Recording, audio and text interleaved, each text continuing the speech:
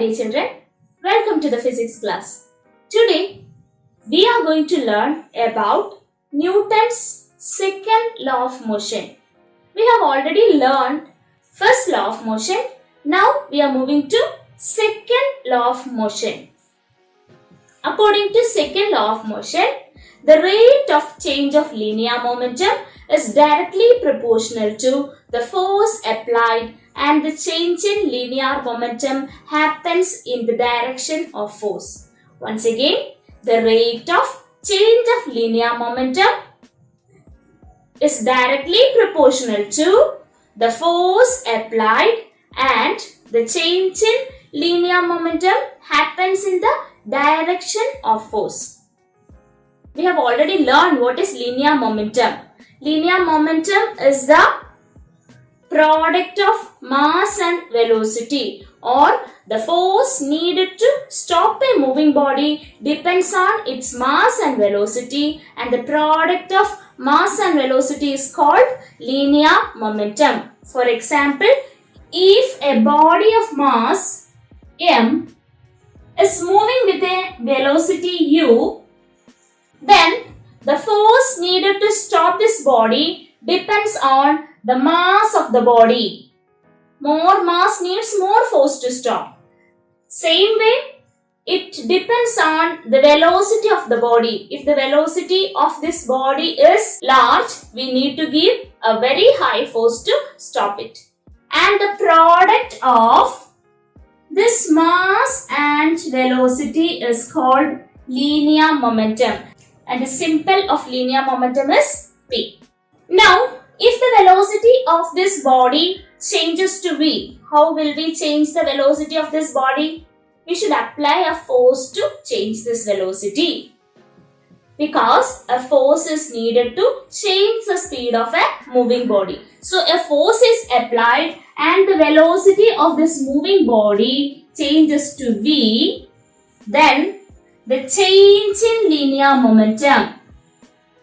The change in linear momentum is equal to final linear momentum minus initial linear momentum.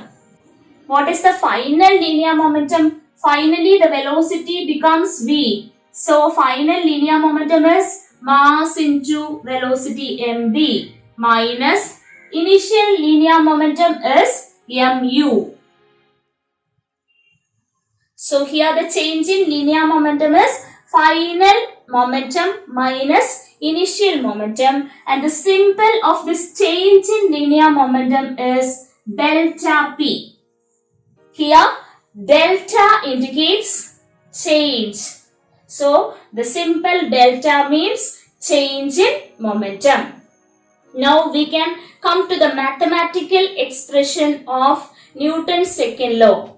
Newton's second law states that rate of change of linear momentum. What is rate of change of linear momentum? It means change in linear momentum by time interval.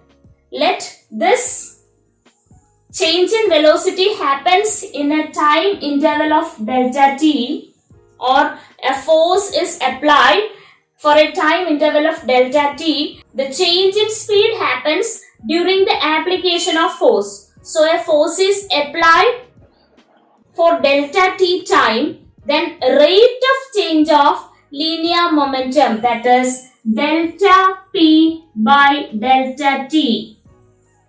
Delta p means change in momentum by time interval, is directly proportional to force applied. So, this is the mathematical expression of Newton's second law. So, Newton's second law states that the rate of change of linear momentum is directly proportional to force, and the change in linear momentum happens in the direction of force. For example, if the force is opposite to the motion, then the linear momentum reduces. Or if the force is in the direction of motion, the linear momentum increases. So, the direction of force decides the direction of linear momentum. or whether the linear momentum increases or decreases. So here the change in linear momentum is in the direction of force. Let's go in detail about this mathematical expression. The mathematical expression of Newton's second law is F is proportional to delta P by delta T. Now, to change this proportionality, we should add a constant. So we can write F is equal to a constant into delta P by delta T. Here, this constant is force constant and which is equal to 1. So we can directly write F is equal to delta P by delta T. Since P is the linear momentum, we can write it like this: delta mv by delta T. What does it mean? Delta means change. So change in linear momentum by time interval or change in time is equal to change in mass into velocity by time interval, or instead of linear momentum we can write mass into velocity. Now this expression, this is the general form of Newton's second law and it can have two cases. In first case, we can take the bodies which do not change their masses when force is applied. For example, if you push a moving bicycle, the mass of the cycle will not change, only the velocity changes. If you kick a ball, the mass will not change, only the velocity changes. In such cases, we can say mass is a constant. So we can write this expression as F is equal to, or force is equal to, mass into delta V by delta T, or mass into change in velocity by change in time. What is change in velocity? Final velocity minus initial velocity. So we can write this expression as force is equal to mass into change in velocity by change in time, because mass is a constant here. We know that the change in velocity by time is acceleration. We have already learned in the previous lesson that change in velocity by time is called acceleration. So we can write this expression as F is equal to ma. Here, the Newton's second law gives us an equation for finding out the force. So force F is equal to ma. But this equation is not correct always. This equation is correct only when mass is constant. Only when mass is constant.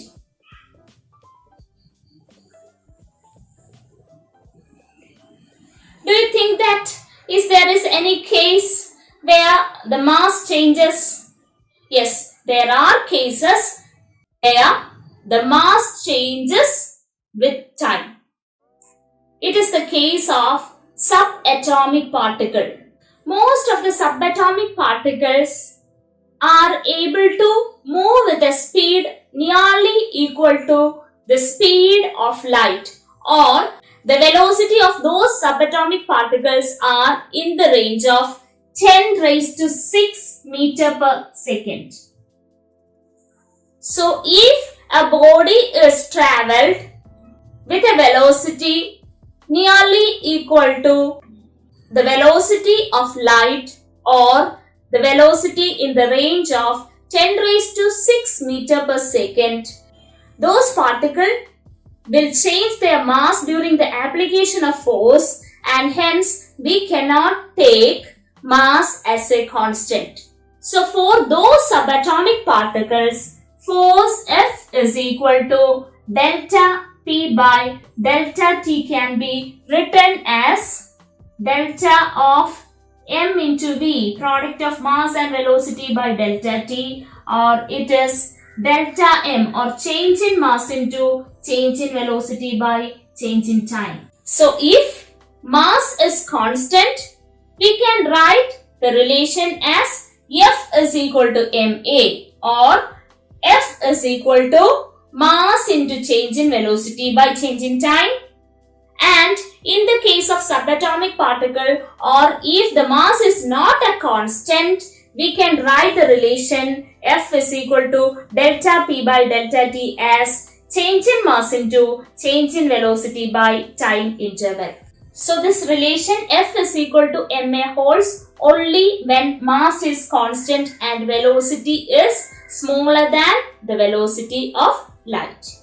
So we can take the relation F is equal to ma for all the motions in our daily life, since all those motions are having velocity very smaller than the velocity of light and their mass is also constant. So we can take the relation F is equal to ma there.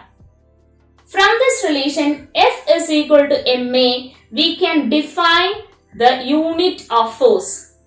As we all know, the SI unit of force is Newton,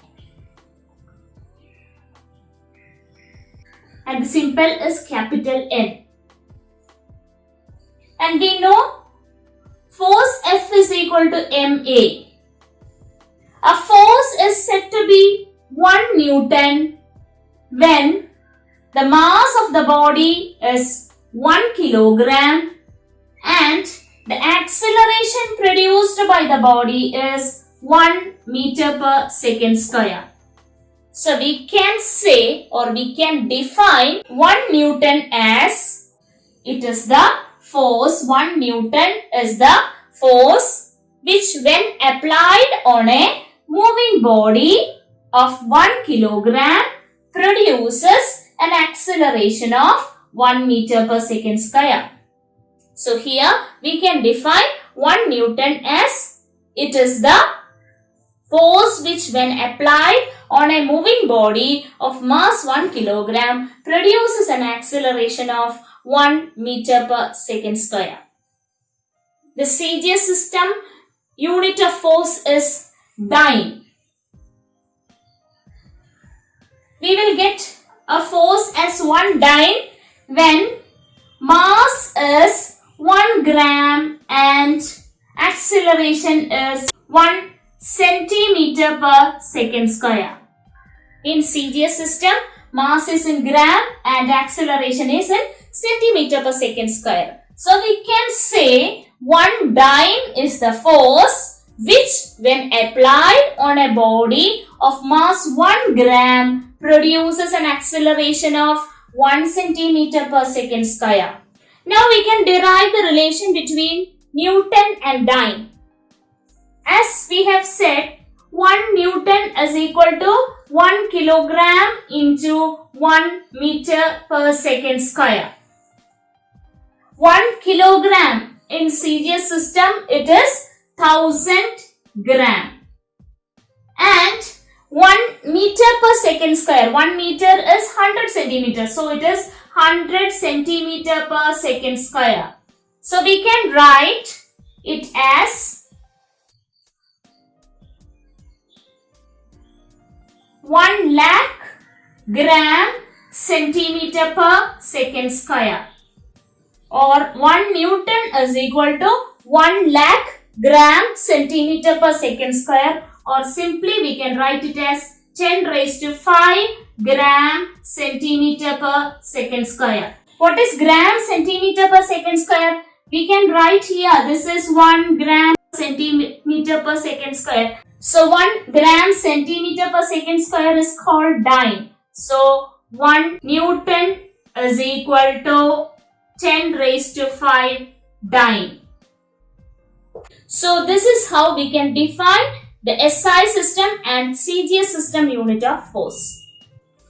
So the mathematical relation of Newton's second law is F is equal to delta T by delta T, or change in linear momentum by time interval. So we can write change in linear momentum is equal to force into time interval. From this relation, we can understand one thing, that if you want to produce a large change in linear momentum, either we have to increase the force or we have to increase the time interval. Or a large change in linear momentum is possible if we increase the amount of force or by increasing the time interval. We can find many examples for this in our daily life. For example, while hammering a nail, the required change in linear momentum is imparted by applying a large force in a short interval of time. So that linear momentum, the change in linear momentum is produced there by increasing the force and decreasing the time interval. During cricket match, when a batsman hits the cricket ball in a short interval of time by a large force, he can be able to move it faster. By the same way, we can reduce the effect of force by a moving body by increasing the time duration to stop it. For example, while catching a ball, the cricketer withdraws his hand along with the ball. As you all know, initially the ball is moving with a certain velocity. The player has to apply a retarding force to bring the ball to rest in his hand.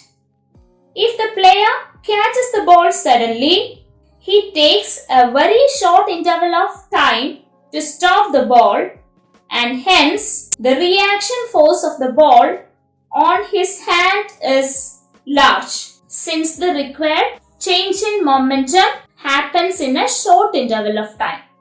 But when he withdraws his hand, the time interval to stop the ball increases, hence less force is needed to produce the required change in momentum. This avoids the chances of injury on his palm while receiving the ball on the palm. On the same way, athletes often land on sand or foam after taking a high jump. When a man falls from a height on a hard floor, he suffers change in momentum in a very short interval of time. So the force exerted by the ground on the man will be large. Hence, he will get hurt. On the other hand, if he falls on sandy floor, his feet will penetrate into the sand. Hence, he will take a longer time to suffer change in momentum, and the ground will exert less force to stop him. This avoids the chance of injuries. When glass vessels fall on hard floor, they break, but they do not break when they fall on a carpet or a sand. When a glass vessel falls from a height on a hard floor, it comes to rest almost instantaneously. So the force exerted by the floor on the glass vessel will be large, and hence it break. But if it falls on a carpet, the time duration in which the vessel comes to rest increases, and so the carpet exerts a less force on the vessel and it does not break. My dear children, hope you all understood the second law of motion and all the examples very clearly. Thank you and have a nice day.